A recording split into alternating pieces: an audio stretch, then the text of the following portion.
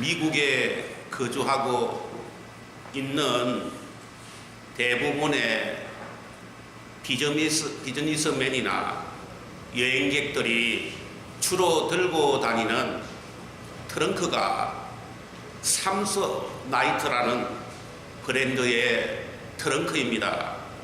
이 삼소나이트사의 창립자는 시웨이드라는 유대인 청년인데, 시웨이드는 1900년도 초에 아버지와 함께 동유럽에서 미국으로 이주하여 뉴욕에 살게 되었습니다.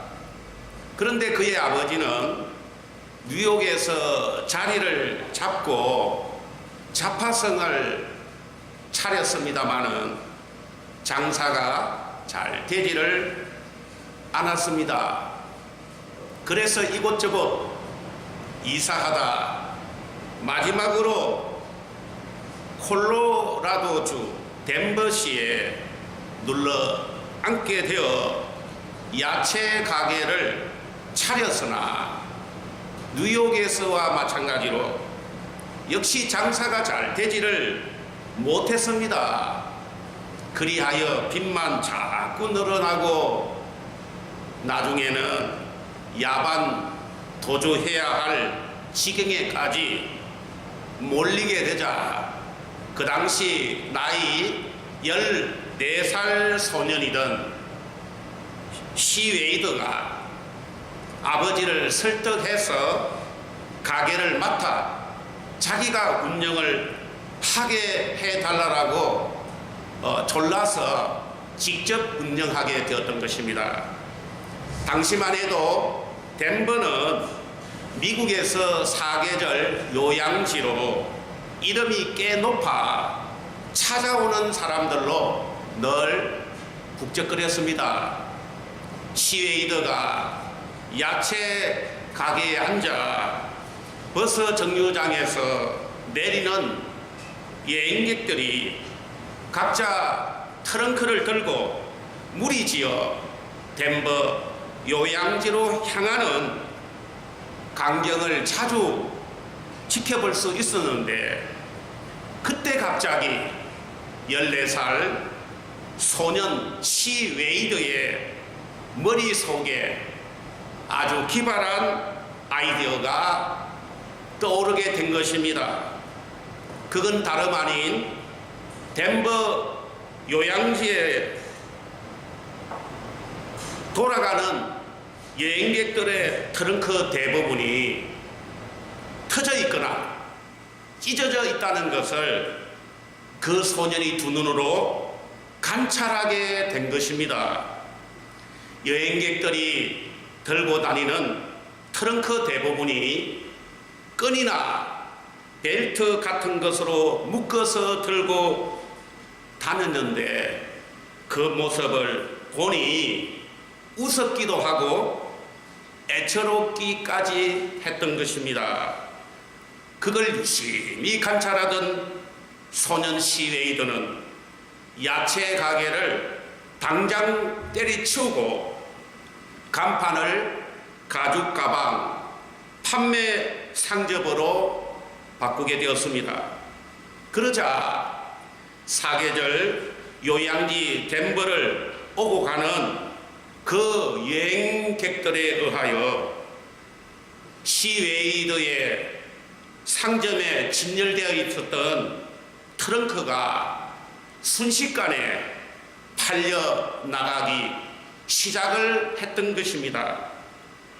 때마침 점포가 버스 정류장 근처에 있었기 때문입니다. 성금을 보내주지 아니하면 납품할 수 없다라고 콧대를 세우던 뉴욕의 트렁크 제조 회사들도 얼마 후에 시웨이드의 상점에 앞을 다투어 신제품을 내보내게 되었습니다. 불과 2년 만에 시웨이드 상점은 트렁크 판매 매상고를 미국에서 제일 많이 올리는 점포가 될 만큼 빠르게 성장하게 되었습니다.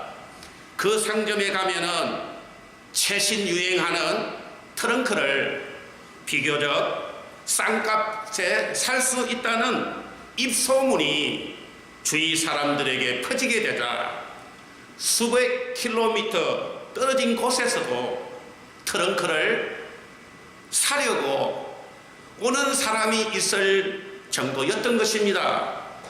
인류 메이커 사장들이 시 웨이더에게 그동안 노고에 감사를 표시하겠다는 생각으로 그를 뉴욕으로 초대하게 되었습니다.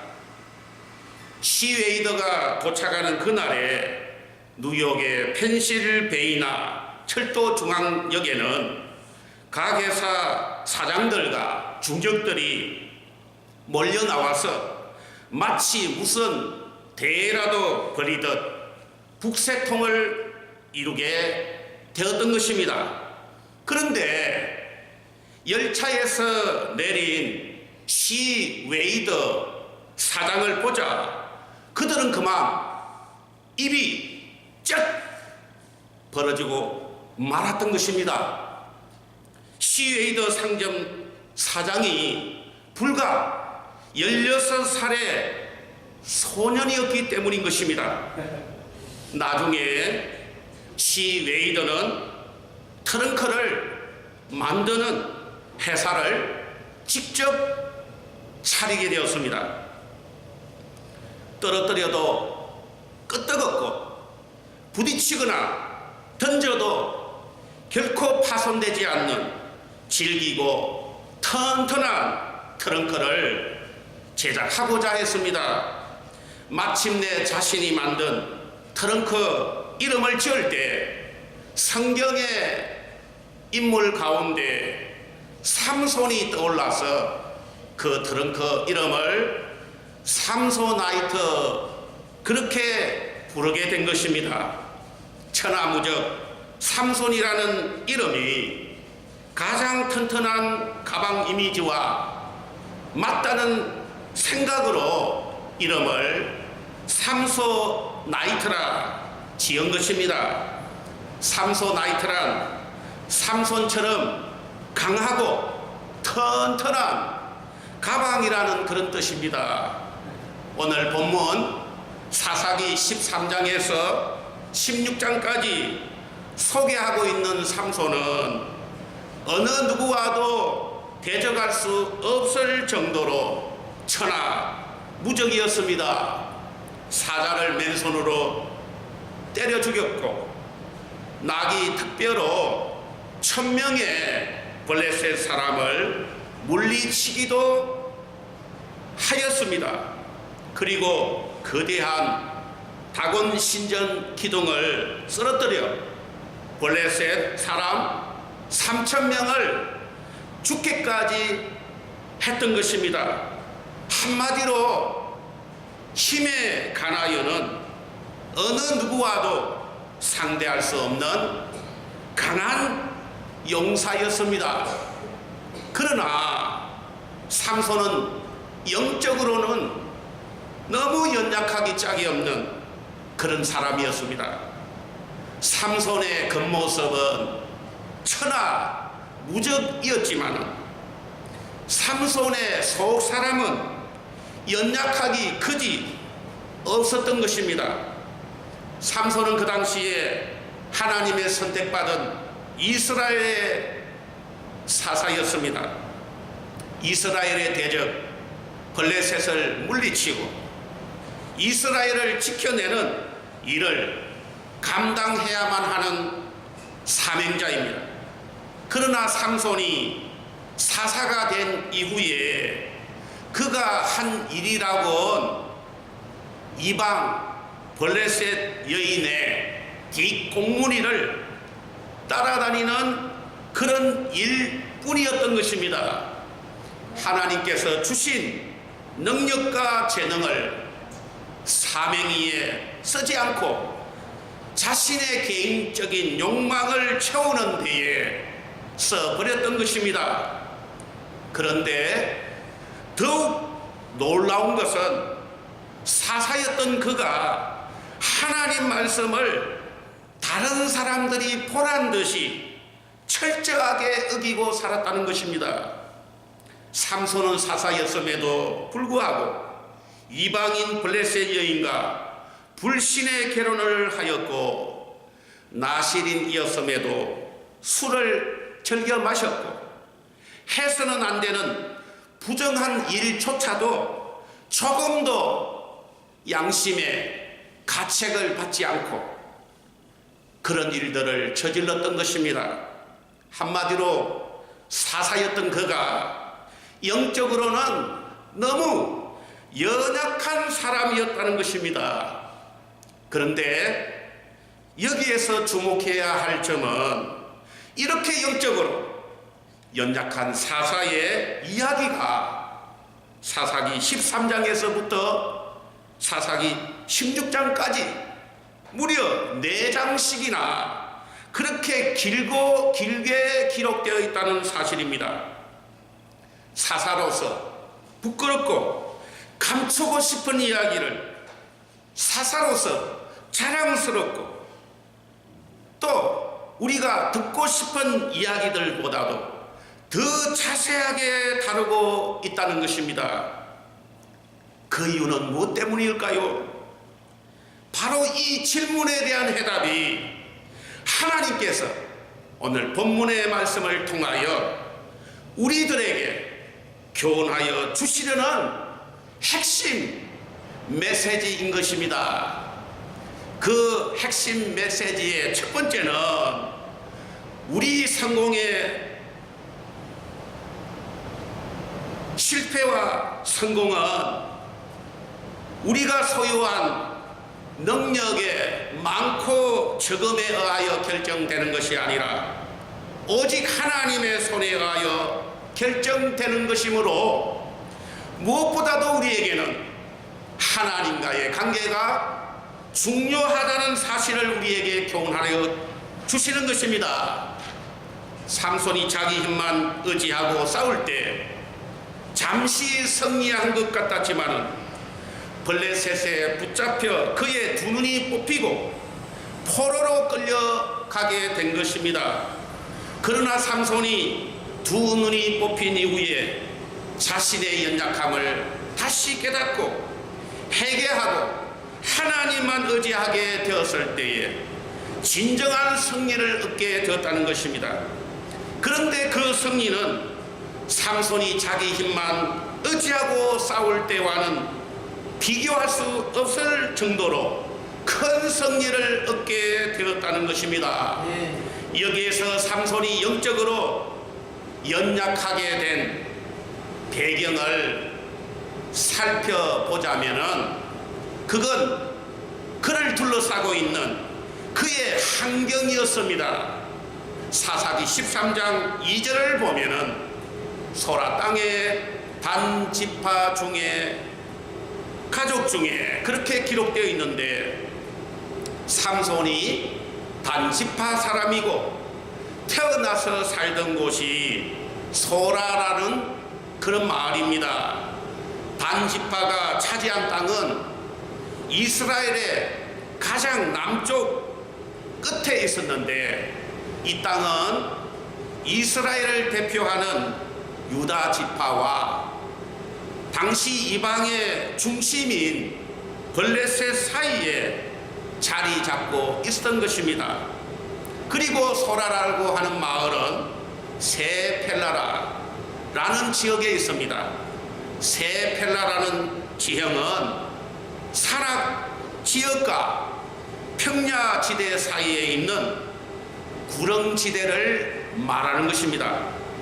당시 산악 지역에서는 이스라엘의 백성들이 살았고 평야 지역에는 블레셋 사람들이 살고 있었습니다. 이것은 삼손이 이스라엘 백성들의 마을과 블레셋 사람들의 마을 이 두 마을 사이를 서로 왔다 갔다 왕래하며 살았고 삼손이 이중적인 삶의 환경에 노출되어 있었다는 사실을 보여주는 것입니다.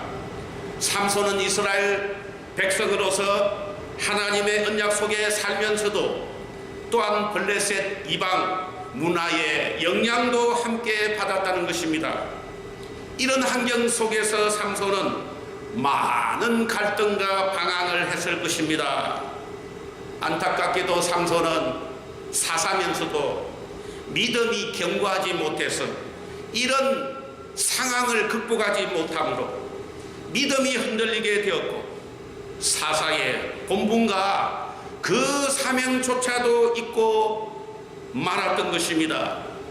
최근 국가의 통계를 보면은 종교가 기독교라 그렇게 밝힌 청소년이 20.3%나 됩니다.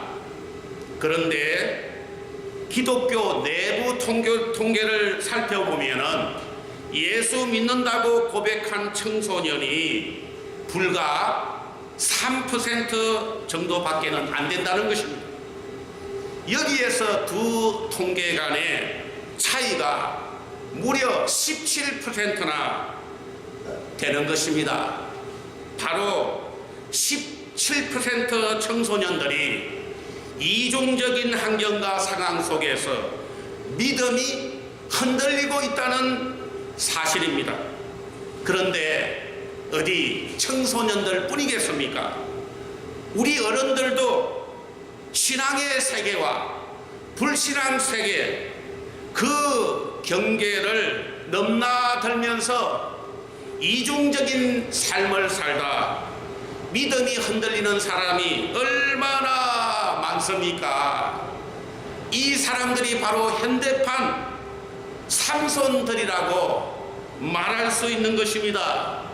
우리는 삼손이 이렇게 신앙 세계와 불신앙의 세계를 왔다 갔다 하면서 저지른 문제 두 가지를 발견할 수 있는 것입니다. 자, 첫 번째 문제점은 삼손이 하나님의 말씀을 전혀 순종하지 않았고 오히려 그 말씀을 완전히 무시한 채로 살았다는 것입니다. 사사기 13장 5절을 보면은 보라 너가 임신하여 아들을 낳으리니 그의 머리 위에 삭도를 대지 말라. 이 아이는 태에서 나옴으로부터 하나님께 바쳐진 나신인이 됨이라. 그리고 14절을 보면은 포도나무의 소산을 먹지 말며 포도주와 독주를 마시지 말며 어떤 부정한 것도 먹지 말고 내가 그에게 명령한 것은 다 지킬 것이라. 그렇게 기록되어 있습니다. 이건 삼손 부모님에게 하나님께서 명령하신 말씀입니다. 아들을 낳을 텐데 그 아이를 나신인으로 하나님께 바치라는 말씀입니다. 그리고 나신인으로서 반드시 하나님의 말씀 세 가지를 지키라는 그런 말씀인 것입니다. 첫 번째 말씀은 머리에 삭도를 대지 말라. 두 번째 말씀은 포도주와 독주를 마시지 말라.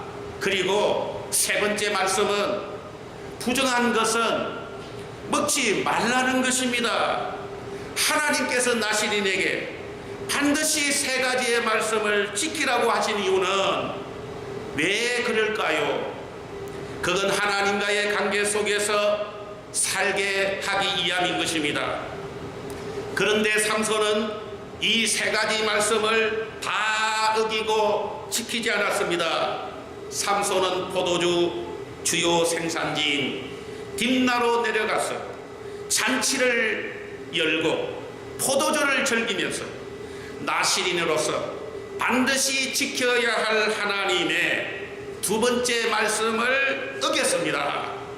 그리고 딥나로 가는 도중에 죽은 사자의 시체를 보고 그 시체에 있었던 꿀을 마심으로 나신인으로서 지켜야 할 하나님의 세 번째 말씀을 어겼습니다. 뿐만이 아닙니다. 들릴라의 유혹에 빠져 삭도로 그의 머리털이 잘리게 되었는데, 이건 나시린으로서 반드시 지켜야 할 하나님의 첫 번째 말씀을 어겼다는 것입니다. 삼손은 이렇게 하나님께서 말씀하신 나시린 명령 3가지를 전부 다 어기고 말았습니다. 그 이유는 삼손이 이스라엘 땅과 이방 땅을 넘나들면서 영적인 면에서 자신의 연약함과 부족함을 깨닫지 못하고 자기 관리를 제대로 하지 못함으로 하나님과의 관계가 깨져 버렸기 때문인 것입니다.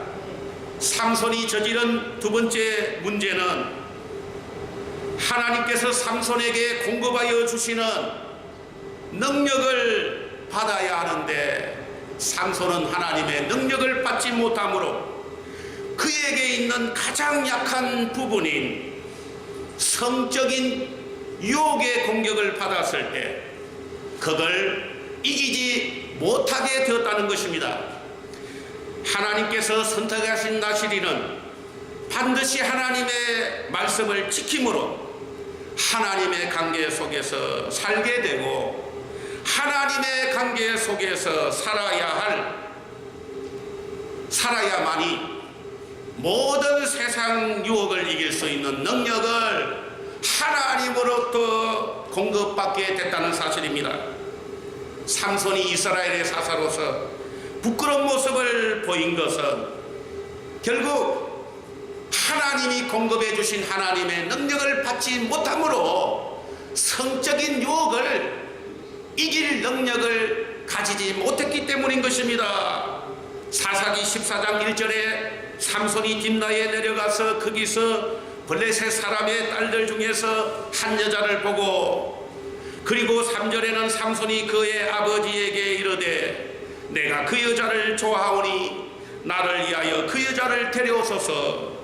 이건 삼손이 딥나 블레셋 여인에게 반해서 나시린임에도 불구하고 이방 여인과 결혼하고 싶어 했다는 것입니다. 그뿐만 아니라 사사기 16장 1절을 보면 삼손이 가사에 가서 거기서 한 기생을 보고 그에게로 들어가니, 그리고 4절에는 이후에 삼손이 소래골짜기 들릴라라 이름하는 여인을 사랑하며 그렇게 기록되어 있는데, 삼손이 딥나의 블레셋 여인에게 빠져 결혼해달라고 조르더니 이번에는 가사에 있는 기생과 어울리고, 또 그 다음에는 소렉에 있는 들릴라라는 여인과 사랑을 나누었다는 것입니다. 한마디로 말하자면 영적 지도자인 삼손이 성적인 유혹에 넘어져 이방 여인들의 치마폭에 묻히고 말았다는 것입니다. 이것은 영적으로 너무 연약해져서 바로 하나님의 자녀로서 비참하게 산 모습을 우리에게 보여주는 것입니다. 최근 뉴스를 보면은 미투의 강풍이 불고 있습니다. 골마 터진 것이라 할 수 있고, 어떻게 보면은 너무 늦게 터진 것이라 그런 말까지도 하는 것입니다. 사회 분야, 예술 분야, 문화 분야, 체육 분야, 그런 분야에서 이름을 날리던 사람들이 성적인 유혹에 넘어져 비참한 모습을 드러내고 있는 것입니다. 평범한 사람들은 성적인 유혹이 일어난다고 할지라도 그 사람들은 능력도 힘도 또 환경도 좀처럼 따르지 않기 때문에 성적인 범죄를 저지를 확률이 낮습니다.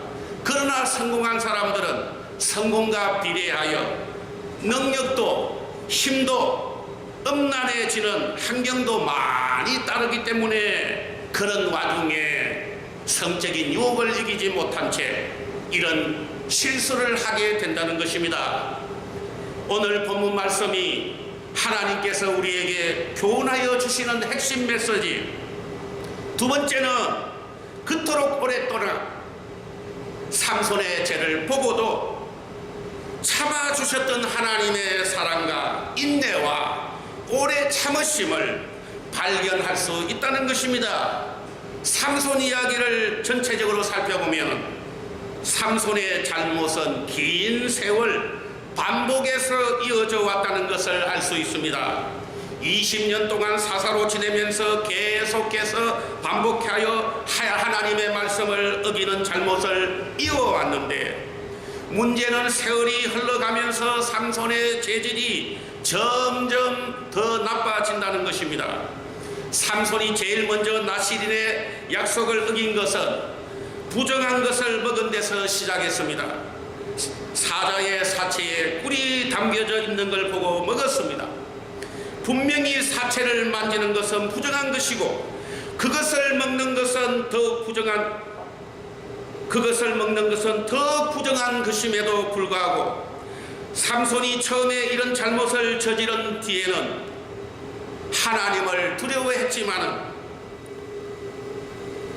그런데 그런 잘못을 범했음에도 불구하고 그에게 아무런 일이 일어나지 않았다는 것입니다. 그 다음으로 딥나의 여인집에 가서 블레셋 사람들과 친구하며 잔치를 벌였습니다. 여기에서 그는 나실인 서약 때 하나님께서 먹지 말라 하신 포도나무 소산을 먹었고 포도주도 마셨습니다. 나실인으로서 해서는 안 되는 일을 함으로써 하나님의 말씀을 어겼습니다. 그런데도 겉으로 볼 때 아무런 하나님의 징계도 일어나지 않게 되자 계속해서 죄악의 깊은 수렁에 빠지게 되었고, 결국 들릴라의 무릎을 베고 깊은 잠에 빠져들게 되었다는 것입니다. 그런데 삼손이 그렇게 믿었던 들릴라는 힘이 머리털에서 나온다는 삼손의 말을 듣고 삼손의 머리털 7가락을 밀어버렸습니다.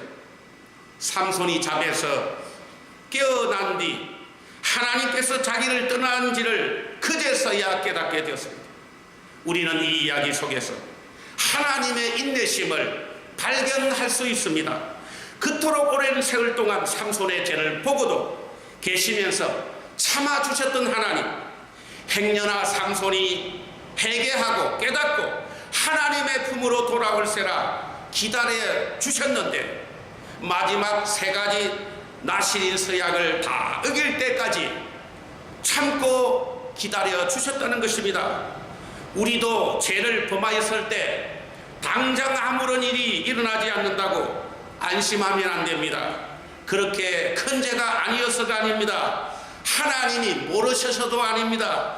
다만 하나님께서 참아주시기 때문인 것입니다. 네. 오늘 본문의 말씀이 하나님께서 우리에게 주시려는 핵심 메시지 3번째는 우리에게 실수와 허물이 있음에도 불구하고 우리를 버리지 아니하시고 다시 일으켜 세우시고 능력을 회복시켜 주시는 그런 하나님이시라는 것입니다.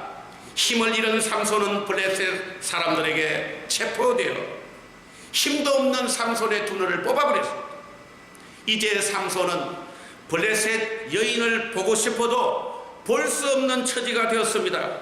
지금까지 그의 두 눈이 그로 하여금 죄를 범하게 했지만 이제 죄의 길로는 더 이상 갈 수 없게 된 것입니다. 하나님께서 더 이상 죄를 지을 수 없도록 철두철미하게 삼손의 두 눈을 뽑아버렸습니다. 하나님을 떠남으로 힘을 잃어버린 삼손은 블레셋 사람들에게 놀이개감이 되었고, 저들은 옥에 갇힌 삼손을 끌어내어 제주를 부르게 하면서 그동안 못다한 한풀이를 원없이 했던 것입니다. 삼손은 수치와 모욕을 당하게 되자 자신의 연약함을 뼈저리게 느끼게 되었고, 하나님께서 삼손이 자기의 힘만으로는 아무 것도 할 수 없다는 것을 뼈가 시리도록 느끼게 된 것입니다. 삼손은 회개하고 하나님 앞에 나옵니다. 그리고 하나님께 기도합니다. 사사기 16장 28절에 삼손이 여호와께 부르짖어 이르되 주 여호와여 구하옵나니 나를 생각하옵소서.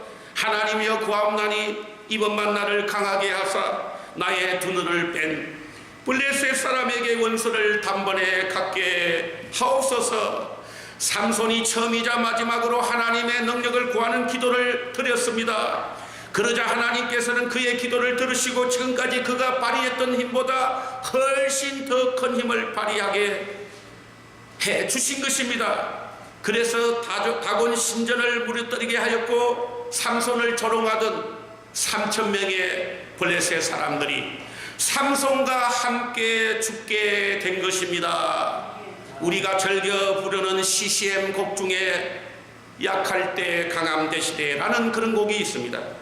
이 곡은 데니스 전익은이라는 사람이 자신의 신앙 간증을 담아 만든 곡입니다. 이분은 동성애에 빠져 인생 밑바닥을 헤매던 그런 사람이었습니다. 너무 고통스러워 자살을 시도했습니다. 그러던 어느 날 우연히 예배의 자리에 참석하게 되었고 하나님의 말씀을 듣고 회개하게 되었습니다.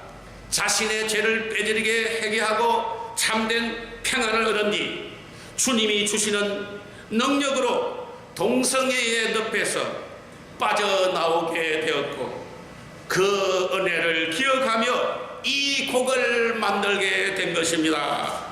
약할 때 강함 대신에 원기사는 이렇습니다. You are my strength when I am weak. 내가 약할 때 주님은 나의 능력이십니다. 이 가사는 고린도후서 12장 10절에 내가 약한 그때의 강함이라는 고백인 것입니다. 우리도 역시 삼손처럼 강한 것 같이 보이지만 역시 우리도 연약한 존재입니다. 그러므로 우리도 연약함을 깨닫고 항상 주만 의지하는 믿음의 사람이 되면은 하나님께서 우리를 붙들어 주시고 우리를 강하게 세워 주실 것입니다. 그리하여 금생에서뿐만 아니라 영원한 내세에서도 하나님의 한량없는 은혜와 축복과 상급을 누리시는 그런 복된 저와 여러분들이 되시기를 주님의 이름으로 축원합니다.